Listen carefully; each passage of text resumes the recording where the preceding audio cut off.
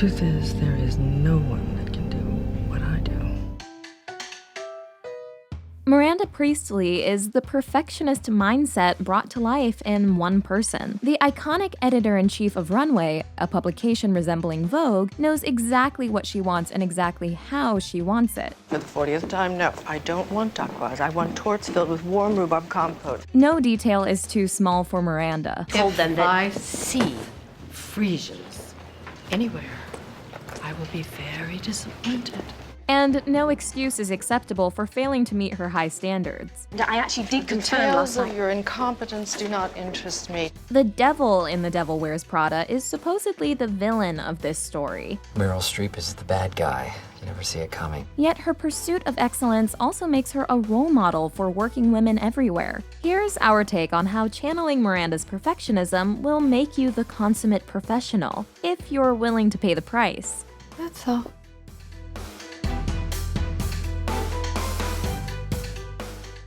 Before we go on, we want to talk about this video's sponsor. Skillshare is an online learning community where you can learn everything from video editing to business strategy, coding, or lucid dreaming. They offer 25,000 online classes from famous teachers at the top of their field. And right now, Skillshare is offering our viewers 2 months access to all their classes for free. So click the link in the description below to sign up now.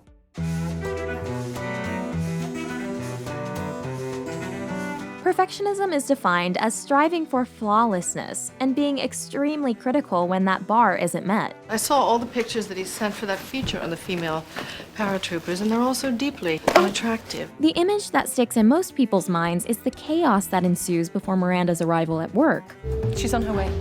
Tell everyone. So before we even meet this character, this portrait of how she impacts her environment tells us she runs the tightest of ships, and her expectation of perfection motivates her entire staff to be better than they are. I asked for clean, athletic, smiling. She sent me dirty, tired, and paunchy. While everyone is always scrambling and struggling to get things right for Miranda, she herself never appears out of control. She always maintains a precise mental picture of the plan. They want the driver to drop me off at 9:30 and pick me up at 9:45 sharp. She also has an encyclopedic knowledge of her industry. One thought I had was enamel, bangles, pendants, earrings. No, we did that 2 years ago. What else? Thus, the picture that emerges is that Miranda is on a higher level than everyone else, and far from lowering herself to be understood by mere mortals, she demands that others keep up. I need 10 or 15 skirts from Calvin Klein. Okay, what kind of skirts do you? Please bore someone else with your questions. Her first name even comes from the Latin mirandus, meaning wonderful, marvelous, worthy of admiration. And we deliver it to Miranda's apartment every night. And don't touch it. She returns it to us in the morning with her notes. There are 3 distinct types of perfectionism. Self-oriented perfectionism, which means having high standards for yourself and being self-critical when you fall short. Socially prescribed perfectionism, which is the feeling that you need to live up to external expectations for validation. And other-oriented perfectionism, which means expecting perfection from others and being highly judgmental of their performance. Miranda is a textbook illustration of other-oriented perfectionism. Why is no one ready? She accepts nothing less than the best from her employees and eviscerates them when they don't meet that standard. It's just baffling to me. Why is it so impossible to put together a decent run-through? You people have had hours and hours to prepare. It's just so confusing to me. As a boss, she creates an environment where everyone lives in a constant state of terror. But on another level, Miranda's exacting standards have a very positive effect. We can see the beneficial results of Miranda's mentorship in the transformation of her assistant, the movie's protagonist, Andy. Let's take a minute to look at who Andy is when the movie begins. She's woefully unprepared for her job interview. Who's Miranda? Oh my God, I will pretend you did not just ask me that. So you don't read Runway? No. She has no real experience outside of her college newspaper, nor can she find work anywhere else. Basically, it's this or Auto Universe.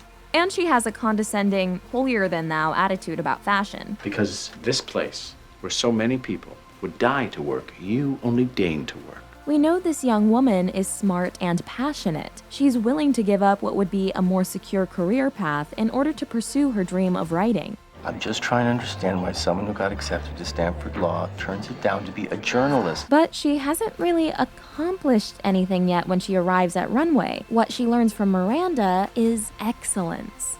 Call my husband and confirm dinner. A pastis done. And I'll need a change of clothes. Well, I've already messengered your outfit over to the shoot.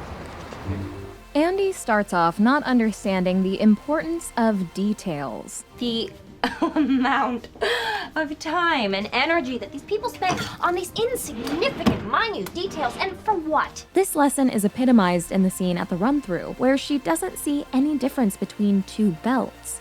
Both those belts look exactly the same to me. To Miranda, there is a glaring difference. And to underline her point that details are everything, she picks apart Andy's outfit. What you don't know is that that sweater is not just blue, it's not turquoise, it's not lapis, it's actually cerulean. Proving to this young woman how an eye for detail is key to unlocking a big picture understanding of the world. That blue represents millions of dollars and countless jobs. And it's sort of comical how you think that you've made a choice that exempts you from the fashion industry when in fact you're wearing a sweater that was selected for you by the people in this room. The other key skill Miranda teaches Andy is resourcefulness. We have all the published Harry Potter books. Twins want to know what happens next. You want the unpublished manuscript? When you have someone standing over you demanding the impossible, you're forced to find a way to make it happen. I know it's impossible to get, but, well, I was wondering if you could make the impossible possible. That's it all possible. Andy surprises herself with what she can accomplish under intense pressure. It's Ambassador Franklin, and that's the woman that he left his wife for, Rebecca.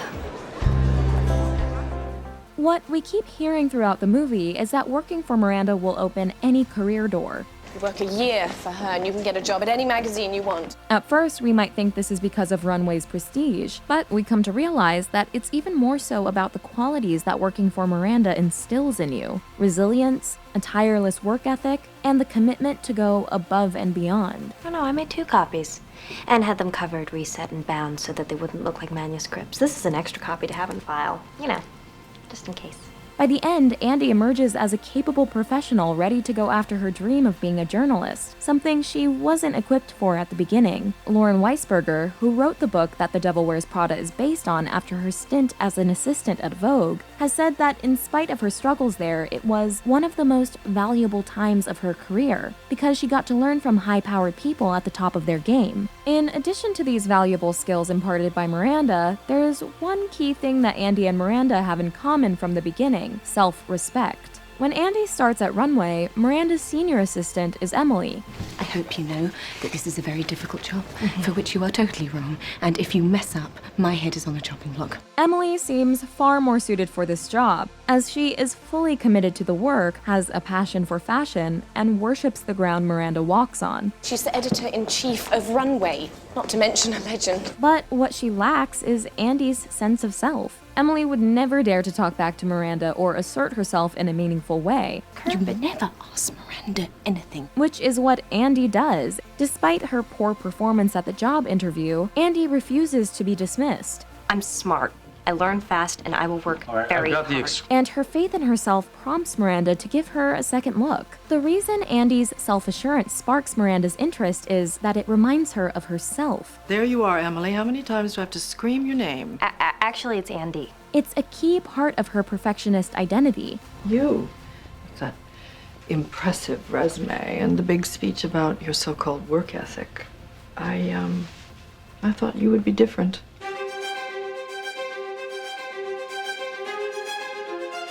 Through Miranda, the movie highlights the double standards that working women face in their pursuit of perfection. In the book, Weisberger based the Miranda character on her old boss, Vogue editor-in-chief Anna Wintour. But for her performance in the film, Streep went in a different direction by channeling men she knew in Hollywood, starting with Clint Eastwood.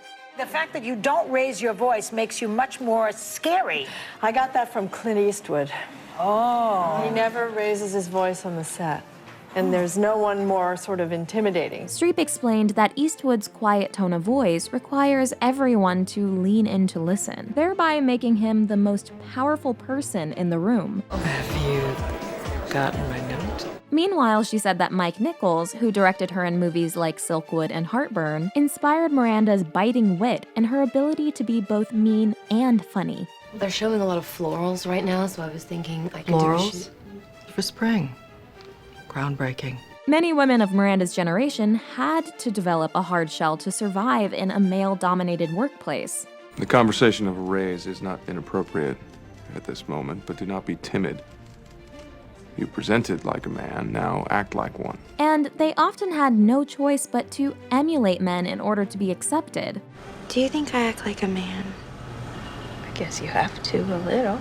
Yet, even though Miranda's personality is based on men, the premise of this movie would never work if the character actually were a man, because there's nothing novel or surprising about a powerful man being demanding and cutthroat as he chases success. Okay, she's tough, but if Miranda were a man, no one would notice anything about her except how great she is at her job. In her world, Miranda is well aware of how she's perceived. Just imagine what they're gonna write about me. The dragon lady. Career obsessed. She knows people will judge her harshly for being an exceptionally powerful woman, regardless of what she does. She's a notorious sadist. Do you want me to say poor you? Miranda's picking on you. She's just doing her job. Miranda's trademark look was inspired by model Carmen Del Orifice and French lawyer Christine Lagarde, but she also bears a striking resemblance to another iconic working woman, Cruella de Vil. Cruella and Miranda are both self-assured, career-oriented fashionistas. You're fired. You're finished. You'll never work in fashion again. If you don't go, I'll assume you're not serious about your future. At Runway or any other publication. And the name Cruella de Vil, an only loosely camouflaged version of Cruel Devil, Cruella de Vil, if she doesn't scare you, no evil thing will. reminds us of Miranda too, as she's openly cruel and is also explicitly called the devil in the film's title. So what underlies the impulse to make this character type the bad guy? Whether explicitly or via subtext, both of these characters are vilified in their societies for not fitting neatly into the role of the self-sacrificing domestic woman. I live for furs. I worship furs. Oh, I'd like a nice fur, but there are so many other things. Sweet, simple Anita. I sat there waiting for you for almost an hour. I told you that the cell phones didn't work. Nobody could get a signal out. So you could argue that Cruella and Miranda symbolize the evil of being a career woman. More good women have lost a marriage into war, famine, disease, and disaster. You have talent, darling. Don't squander it. Their other sin is getting older and expecting to still be treated as relevant. Jacqueline's a lot younger than Miranda. She has a fresher take on things. The Devil Wears Prada also uses Miranda to explore the problem of work-life balance, another area where women are judged by an unattainable standard. My personal life is hanging by a thread, that's all. Well, join the club. That's what happens when you start doing well at work, darling. As soon as Andy starts succeeding, her relationship with her boyfriend Nate hits the rocks. Your job sucks and your boss is a wacko. One thing that doesn't hold up so well about this 2006 film is that the story ultimately frames Nate as right to object to the demands of his girlfriend's career. I wanted to say that you were right about everything. A popular take in recent years is that Nate is the true villain of this story for not supporting Andy's career. You know, I wouldn't care if you were out there pole dancing all night, as long as you did it with a little integrity. Like Nate, Miranda's husband isn't happy about coming in second to his partner's career. I knew what everyone in that restaurant was thinking. There he is, waiting for her again. Miranda's commitment to being the best in her field sometimes means radical sacrifices in her personal life. We watch her undergo a painful divorce. Snow Queen drives away another Mr. Priestley. But in the end, Andy manages to snag the job she wants and keep her man happy, seemingly no longer having to worry about these kinds of trade-offs. Let me know when your whole life goes up in smoke. When is this time for a promotion? In the years since the movie came out in 2006, there's been a backlash against the overly simplistic and idealistic having it all narrative that Andy's happy ending perpetuates. We might apply this critical eye to Andy's foreshadowed future at the end of Devil Wears Prada. Just because she's not working for Miranda now, does that mean she's going to severely limit her work hours to keep her boyfriend happy? And if so, will this really get her to the top of her field as a journalist? The unattainable ideal of having it all puts unhealthy pressure on women to excel in both the work and home realms, without letting anything slide through the cracks. Ironically, it's another form of perfectionism. Another disappointment. Another letdown.